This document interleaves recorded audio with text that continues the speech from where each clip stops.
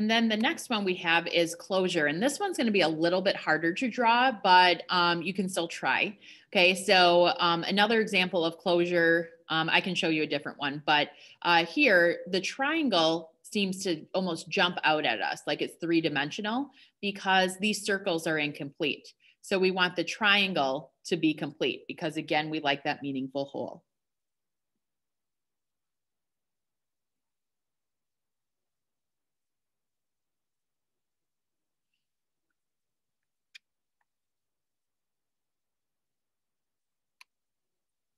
Okay, the fourth one is going to be continuity. Okay, so things when they look continuous like this, okay, we are going to group this line here, okay, as one unit, and then this straight line here as another. Okay, and instead of seeing like a half circle, and it's just random, we follow this continuous line. Okay, and then the last one would be connectedness. So if things are physically connected, we're going to group it together. So here, rather than seeing 6 different circles with 3 lines, we see it as almost like 3 barbells or dumbbells, excuse me.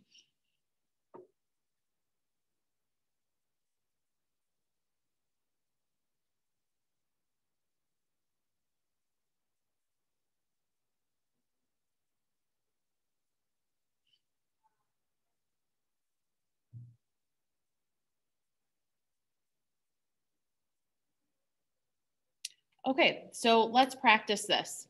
Or I'm sorry, here's another example. Where is the, oh, I guess closure is kind of that example. So I'll show you a different one here, but I do have this on the presentation if you did want to write the definitions down, but I'm not going to take time to do that now. Okay, so here, what do you see in this logo? This is the old Milwaukee Brewers logo, although they should have never gotten rid of it because it's the greatest logo of all time, but whatever.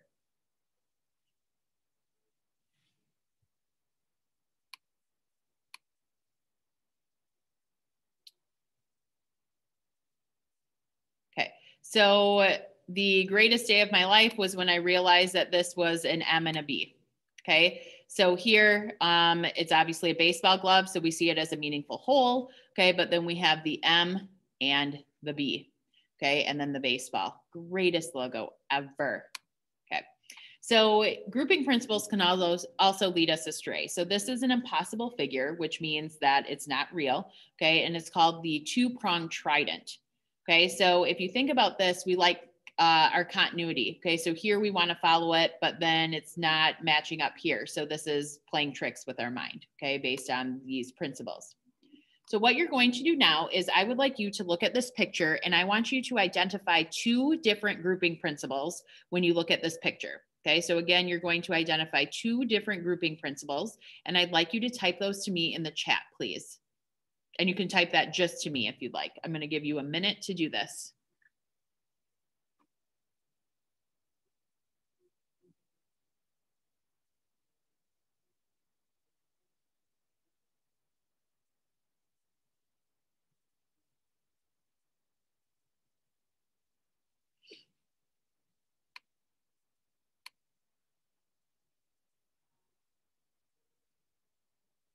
Okay, and I apologize for not being more clear. So if you can, that's fine. As long as you know what I was looking for, and I'll make sure my directions are better in the future. When you say similarity, like what is similar? Okay, proximity, what is approximate? Okay, so do I have any volunteers to share theirs out? And you can just do the hand raise feature if you'd like. Okay, you just have to share out one.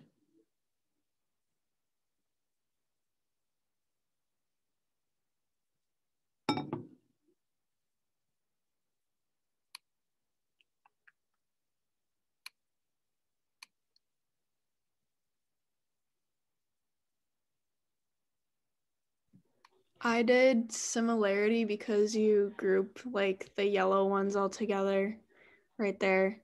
Okay. And then though I don't know what color, like the rainbow ones up at the top together too. Very good. Okay, so you have similarity here with the yellow. You have the rainbow ones. I think that's a good description. The striped ones.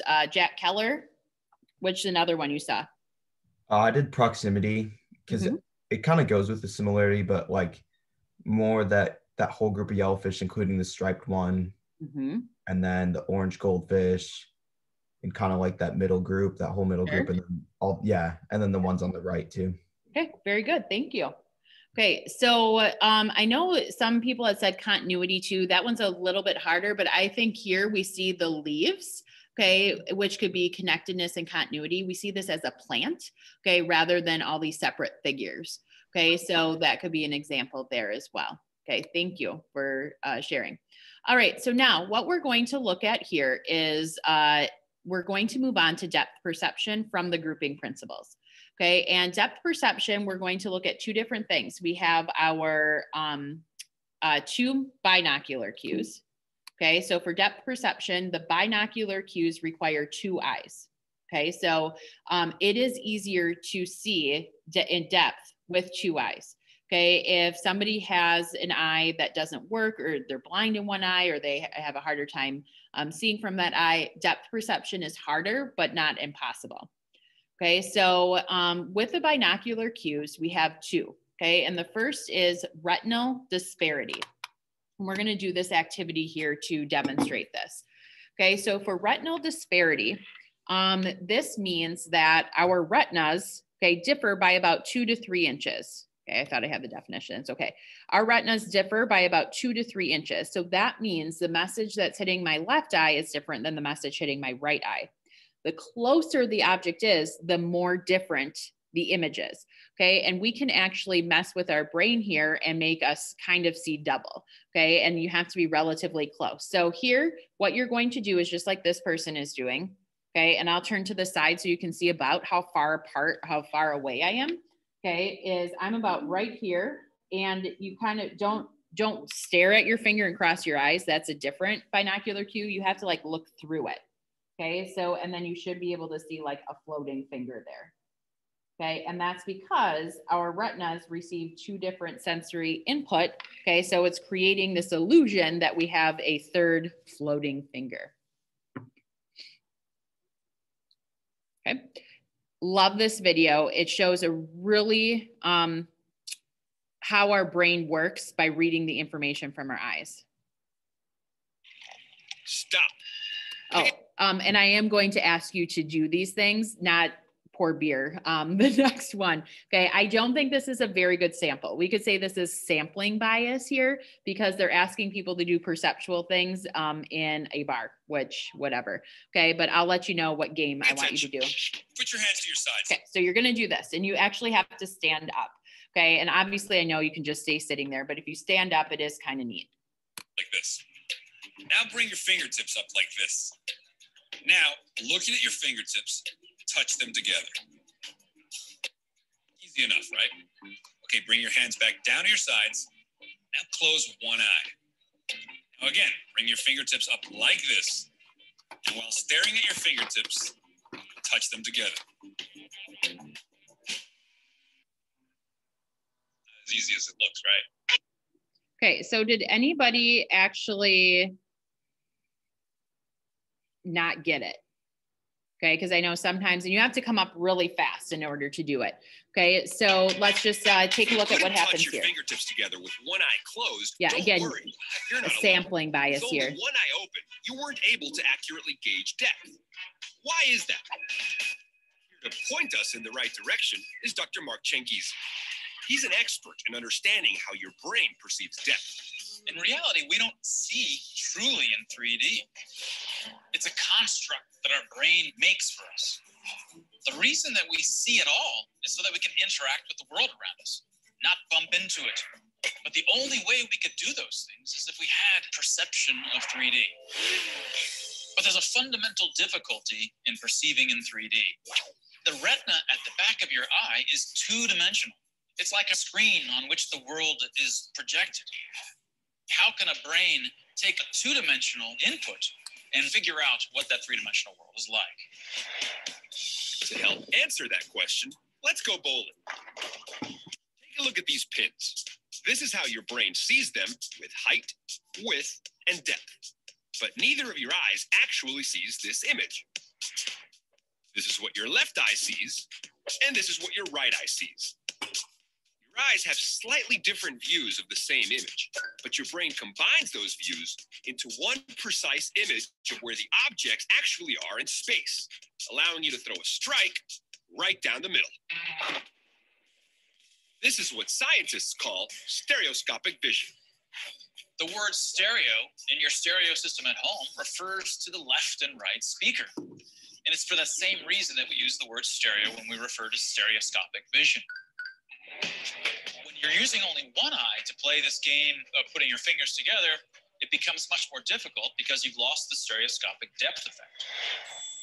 To give you a better sense of how your brain uses stereoscopic vision to perceive 3D, take a look at this photo.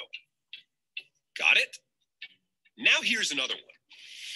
It's an image of the same trolley, but from a slightly different angle. Both look pretty two-dimensional, right? Do you think there's anything we could do to make them look 3D? How about this? We're not just shaking one image.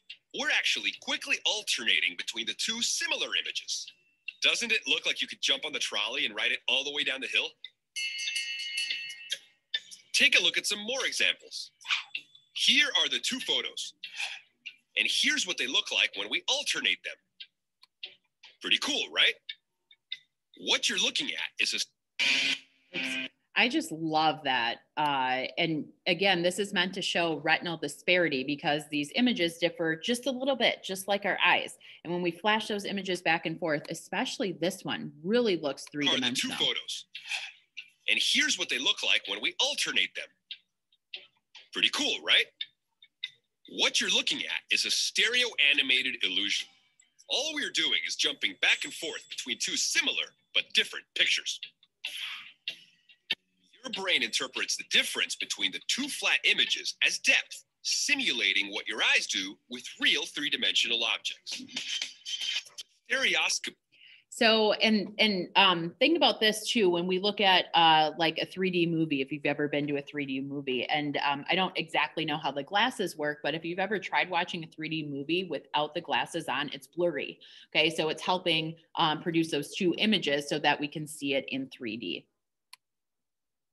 Okay, so the next one here is going to be something called convergence. Okay, and convergence is when we cross our eyes.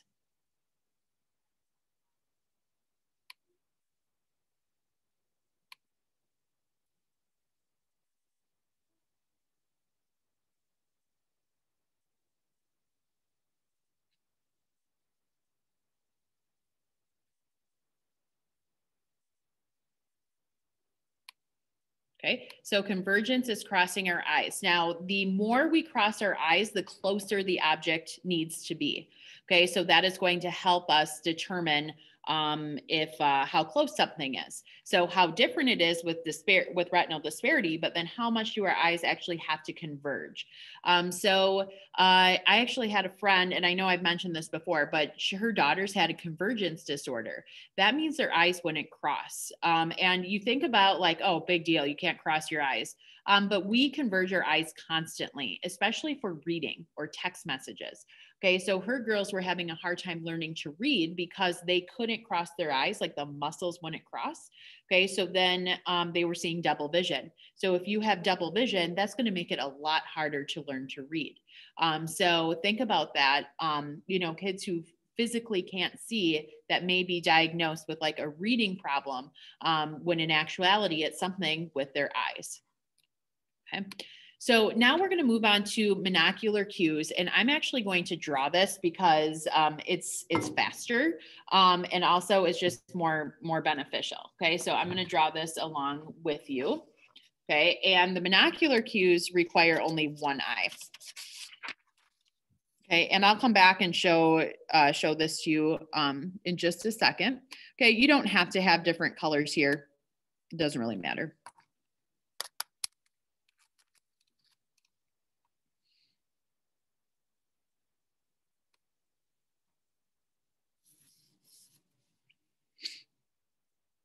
So basically what we're going to be doing here is just working on our,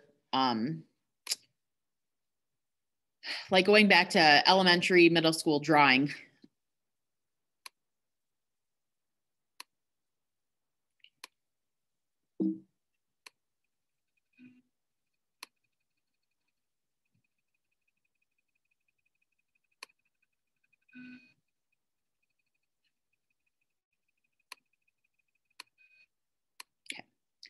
So we are going to just do a drawing, and I'll kind of label it as we're drawing it. Okay. So the first one here is going to be relative size. So I have like I guess this will just be like a half sheet of paper. Okay. So like right here would be my ground, my bottom sheet of the paper. Okay. Or the ground. So here, what we're going to do.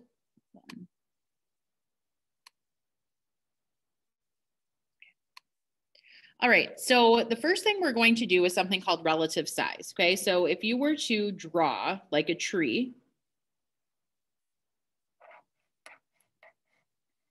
okay, and then I draw this one.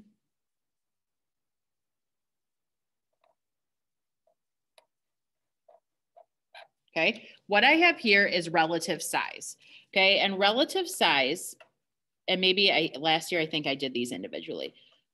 Relative size is going to be that I draw the closer object bigger.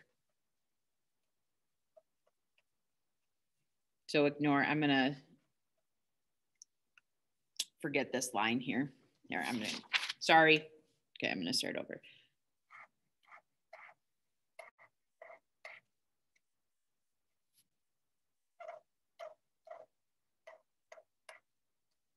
Okay, so relative size. And I draw the closer object bigger. Okay, and then I'll go back to the presentation and show you different examples. Okay, so that's the first one. Okay, the next one here, if I were to look at these trees again, okay, and I'm gonna switch the tree to something easier here. Okay, so that's my first tree. Okay, if a tree is behind it, okay, I'm going to overlap it. This is called interposition. Okay, the front overlaps the back. Okay, so if it is in front, okay, and is overlapping, that other one is obviously behind me. Okay, so I'll show different examples of that. Now, this next one here is something called relative height. So if I have my picture, okay, kind of like here was my ground, okay, and here I drew a tree like this, okay, I'm going to draw this tree higher up on the paper. Okay, so this is higher up, and this is called relative height.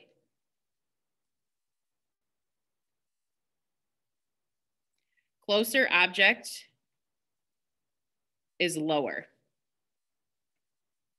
Okay, so the closer object is going to be lower. So the things that are further away are going to be higher up in my visual field.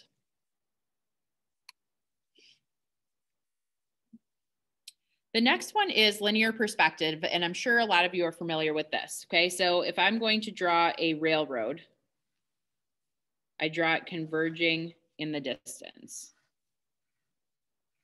Okay, linear perspective.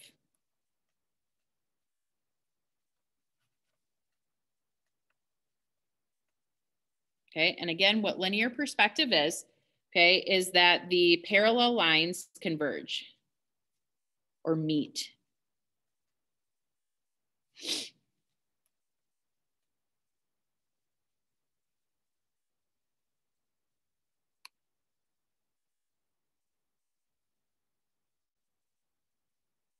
Okay. So the next one here is going to be light and shadow. Okay, so I'm going to draw a balloon. Okay, and you probably remember doing this, okay, where you draw this light and shadow. This one's harder for me to draw, but I have better pictures to show you. Light and shadow, okay, that the closer object reflects light.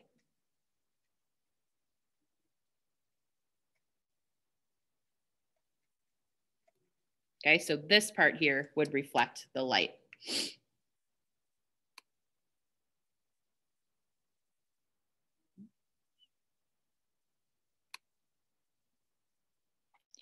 Then the last one that I'm going to be able to draw, the last one I might just have to have you write the definition down, or I'll tell you what to do. Texture gradient. Okay, so for texture gradient, let's say I have, I'm trying to think here. Let's say I have a tree, an apple tree. Okay, and these apples here, I might, you know, see the stem, I might see the apples, I might see individual leaves, I may see bark. Okay, where the tree that's far away. You can't see the picture. Thank you. Yeah, for sure. Okay, so here, what you have, okay, is you have the apple tree, okay, and you can see all the details up close. Maybe I can see some leaves falling. Okay, I can see the bark on the tree. The one that's further away, I can't see the details. Maybe I can just see the green and the brown, but I can't totally see the details. So texture gradient, closer object has more fine details.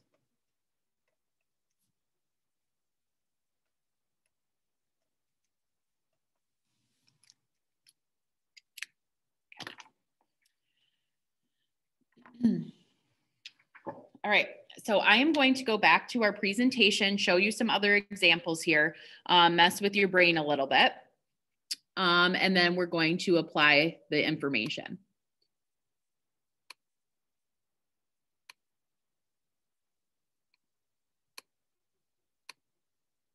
Okay, so here are some better examples to show you what it looks like in, you know, without my second grade level drawing, is looking at, okay, relative size here. So you may have done some of these things before once it comes up. Okay, I'm sure some of you have taken pictures where it looks like you're blowing on a cloud or you're holding the sun. Here, this person looks like they're holding the person up. That's messing with our relative size. Okay, the drawing on the right, we can tell that the person is much closer to us because they're so much bigger. But then we also have an element of relative height. Okay, that the person who is farthest away is higher up in our visual field. Okay, here's an example of interposition. So it's just the blocking of the object. And we have an illusion here on the left that is messing with our relative or our interposition, excuse me. Okay. Now, here is relative height. And what I would like you to type to me in the chat is the one on the right. Okay, so is the horizontal line longer? Is the vertical line longer, or are they the same?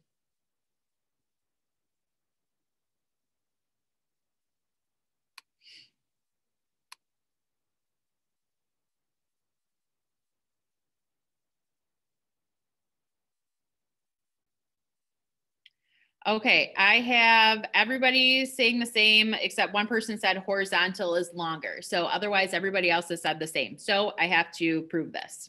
Okay, how about on the left? I know what you probably think, but the man up here looks so much taller. Okay, so let's look at this.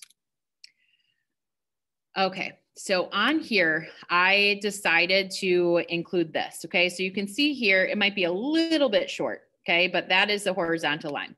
So if I turn this, okay, and I'm not, oops, turned it too much.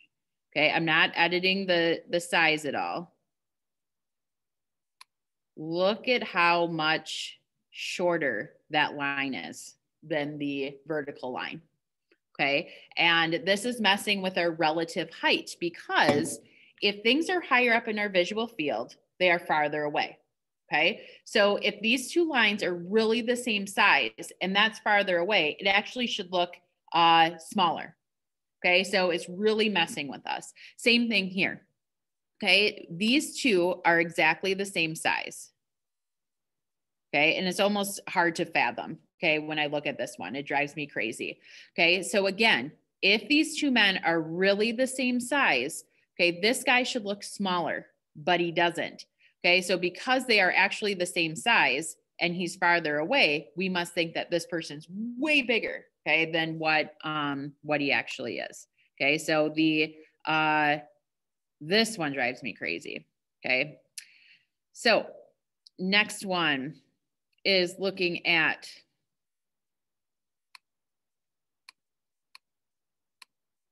Okay, linear perspective. So I know that we have drawn railroads before, or roads or rivers, and we have them converge in the distance where they meet in the distance. Okay, here's a better example of light and shadow on how you would draw the light with these spheres.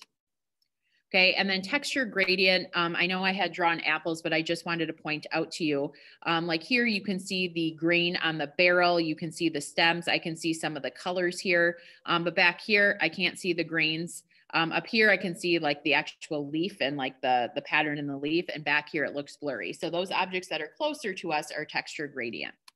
Now here's the last one that I'd like you to add, and I'll tell you what to write because you don't need to write down everything. First, write down atmospheric perspective. Okay, and I think you can just write the second part. So we perceive hazy or cloudy objects as being farther away. So in the fog, we have a harder time telling depth because in the fog, our brain thinks it's farther away because it's foggy. Okay, so we have a lot harder time telling depth if it's like misty or foggy. So that is something to know when you are driving. Okay, so again, atmospheric perspective, perceive hazy or cloudy objects as being farther away. Okay, so the last thing we're going to do before we break out is going to be this. Okay, I would like you to write down or just jot down the cue. Okay, 5 monocular cues in this painting.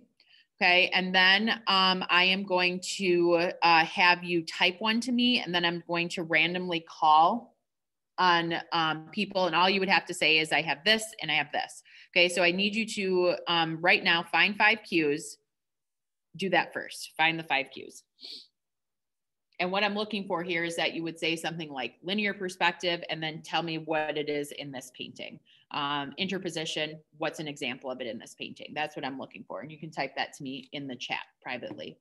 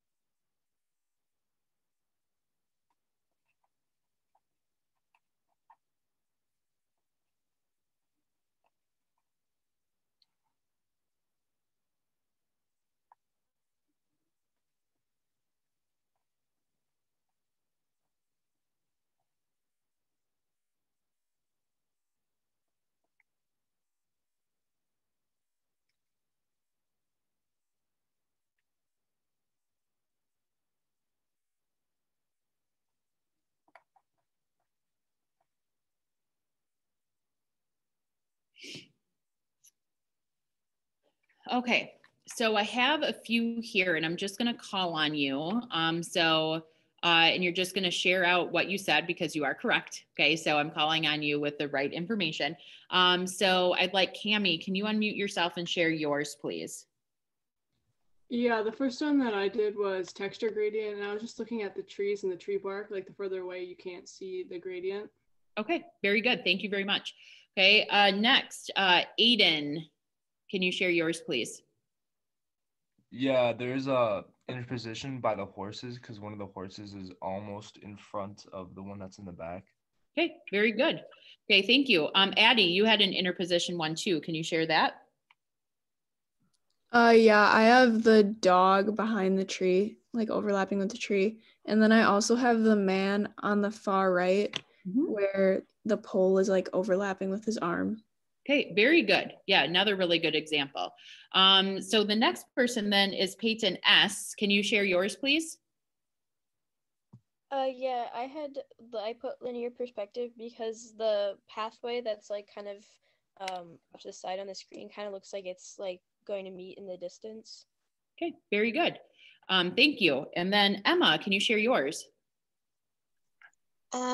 Yeah, I said the relative height with the people. Very good. So here we have these people are closer to us, or on the bottom. Okay, and then these people are higher up in the background. We can look at the trees doing that. We can look at the horses. Let's see. I had Sadie. Can you? Oh, you did yours already. Sorry, I just said yours. I'm trying to think if there are any other. Charlie, can you share yours?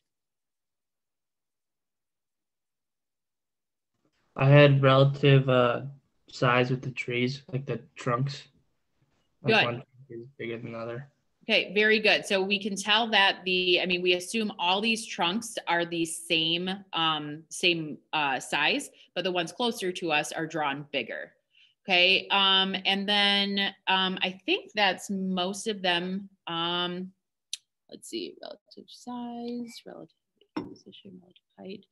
The light and shadow, you could kind of see here on the horse on how some light is reflected. That one's a little bit harder to tell. An atmospheric perspective, I mean, I guess we could say that this is hazier, but that makes it a little bit harder.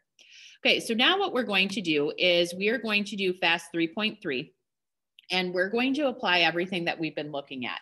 I'm anticipating that it will be a half an hour, and then that should allow for an additional 15 minutes for a break. So at this time, what I would like you to do is to open up FAST 3.3, which is found in breakout number 1, please. Okay, so FAST 3.3 is found in breakout number 1. You can go ahead there.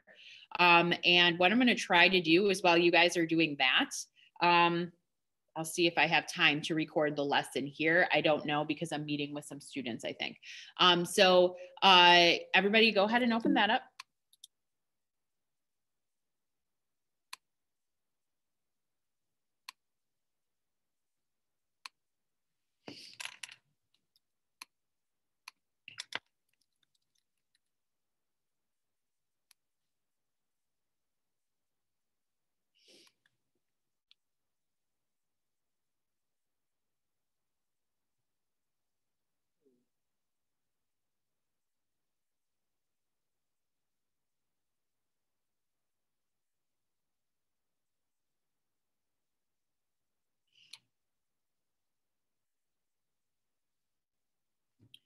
Okay, so normally what I had done with this is, or with this activity is I would have kids go around the school and take pictures. Okay, so obviously we don't have that option. So I wanted to try something a little bit differently. So here's where we talk about if you want to work with a group, just because you can see that there are several different examples here. And what you're going to do, let's just read the direction. So first, this is a future ready grade. I can complete work on time. So on time means that it's submitted by 11:59. Okay, if it's not submitted, then it's, and you had started working on it, it'll be a yellow. If you didn't open it, it's a red. Okay, so please make sure that you are submitting this. So what are we looking at here? So in groups or individually, you have the duration of the breakout number 1, my bad. Breakout number 1 session to take or compile pictures that exemplify the terms below. Complete the graphic organizer as you finish your scavenger hunt. So each term needs its own picture. So here are your options. I went and found some virtual tours that I think would be kind of cool. So you can tour the Louvre, okay, where you have a ton of the best artwork in the world. And you can click there to go to different exhibits and tours. There's also the Van Gogh Museum, which has hundreds of paintings. Or if you're more interested, you're less interested in art, more interested in national parks. I found a link here for several different park options that you can go to. Now, if you have a different tour in mind, just message me and let's talk about it. If you're like, hey, I've been to the Met and I'd love to go, I remember seeing some paintings, or I've been to the Smithsonian. I'm just looking for something that you're doing, some cool tour to exemplify these. So if you were going to work individually, okay, you would go and look and then just screenshot what you see and to the description of the sketch. And then how does this picture exemplify the term? Okay, so you would say this is showing figure ground because of this. Okay, closure, continuity, relative size, etc. Okay, and then this one here, we haven't taught that yet. I wanted to take a break from teaching. Okay, so we're not on information overload. So we'll have to come back and finish this one if we have time for it. Okay, so at this time, if you would like to, and here's what we're going to do. If we work with a group, you certainly can request who you want to work with. But if I have like 2 groups of 2, I might put you together in a group of 4. Or if there's one person that doesn't have a group, I'm just going to add them to a group that's already there. Okay, so if you, at this time, if you're going to work individually, you may leave. please come back here. What time did I say? Forget. Please come back here at 10 a.m. Okay, so come back here at 10 a.m. So that we can just review and introduce, check in, etc. Okay, if you would like a group, please message me who you would like to work with, and I will create those breakout rooms for you. Actually, there should be, I'm going to try here. Stop share.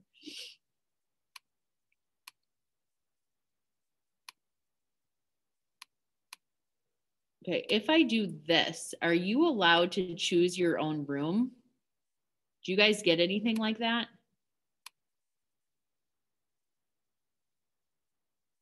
No? Okay, so I'll just do this. All right. Mrs. Severson. Yeah.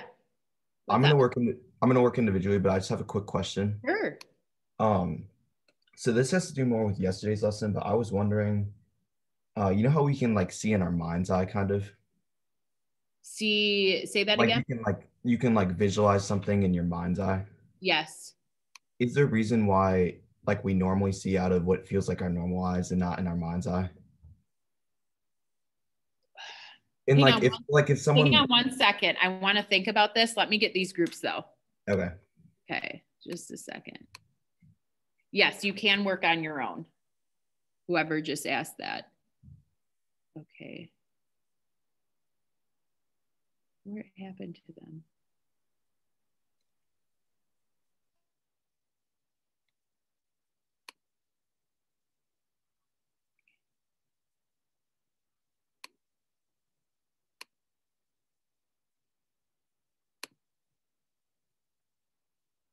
Okay.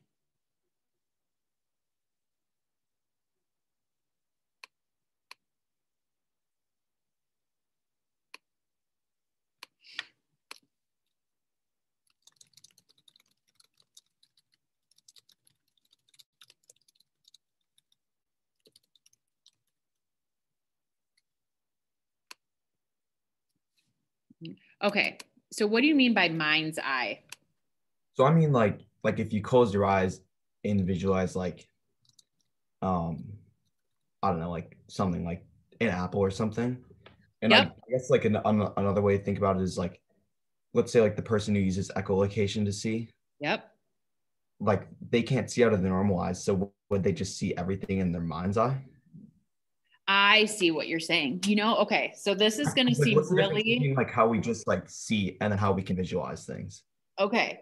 So I think obviously your visual, like when I close my eyes and you tell me to picture an apple, that's a top-down process. I'm accessing information from the association area.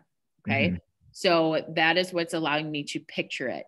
Now, I just read something and I saved it, but I think it's on my Facebook that I saved it because it was from an AP Psych group that some people think more abstractly and some people think more in just like vocabulary. So I'm even wondering if everybody just like pictures, like even pictures it the same way. And I'm not sure if this totally relates to the concept. But you're saying like why when my eyes are open that I can't see the apple, but I can visualize it in my head? Is that what you're asking? Yeah, I'm just wondering like what's the difference between us closing our eyes and like almost like seeing something imaginary and how we just open our eyes and we just like see the world around us and it's just like connected like that. That's so cool. Yeah, we do that, don't we? I would say that with our eyes closed, we don't have the sensory input. So our default is to be able to picture the apple. But if I open my eyes, I default to the sensory input. Okay. But I can still have my eyes open and picture the apple in my head. Yeah. So it's our brain probably just like naturally shows us what we see in front of us. Yes. And we have, as humans, our dominant sense is vision. It's called visual capture. So that relates to it. So I think think about that. You have a lot harder time picturing like visualizing a smell in your head. Yeah. You know, so, I mean, obviously we can hear things in our head, but, you know, so I think that's definitely part of it too, is that it's a dominant sense. Okay. Okay. Very interesting question. Yeah, that helps. Okay. I was just wondering. Yeah. Very cool. All right. Thanks. Yep. You're welcome.